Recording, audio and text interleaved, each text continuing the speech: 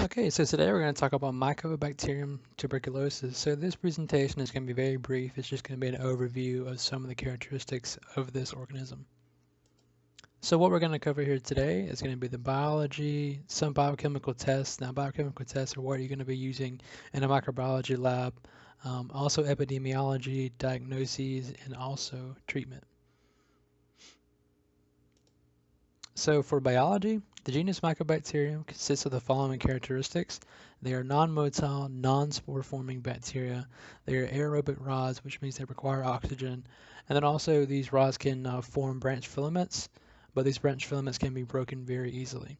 This bacteria also has a high mortality rate, particularly in countries with limited medical aid.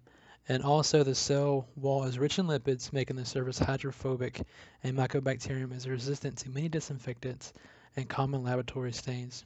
Also, division is very slow, and cultures can require incubation for up to 8 weeks, sometimes even more before growth is even detected.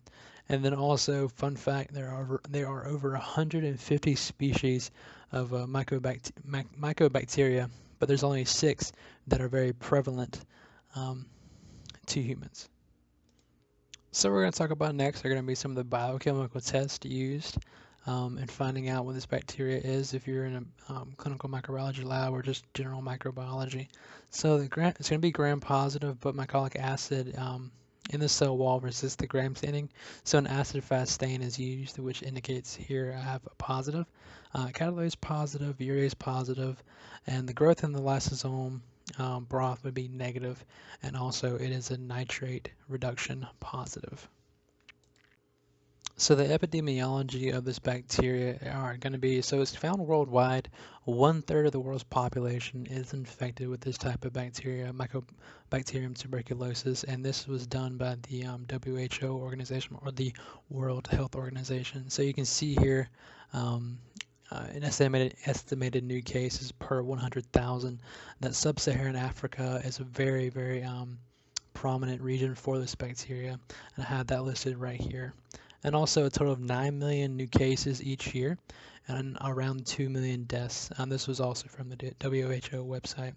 So, and then also humans are natural reservoirs for this bacteria, and person-to-person contact through infectious aerosols are going to be the way of transmission. So moving on, we're going to look at the diagnoses used for determining what this organism is. So the tuberculosis skin test is a great tool used to determine exposure to this certain type of bacteria. And on the right here, you can see a picture or a diagram of what's happening here. A lot of people get this test before they go off to college or if they're very, very young in some infected areas, such as the sub-Saharan Africa graph that I showed you a while ago.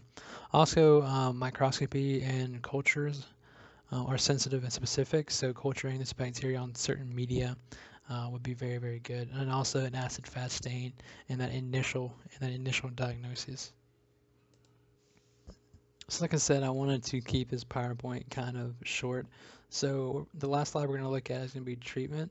So prolonged treatment with multiple drugs is required to prevent development of drug-resistant strains. So these are a few of the drugs that would be used in combination with one of another to prevent or help treat Mycobacterium tuberculosis. And if you look here, 2 months followed by 4 to 6 months.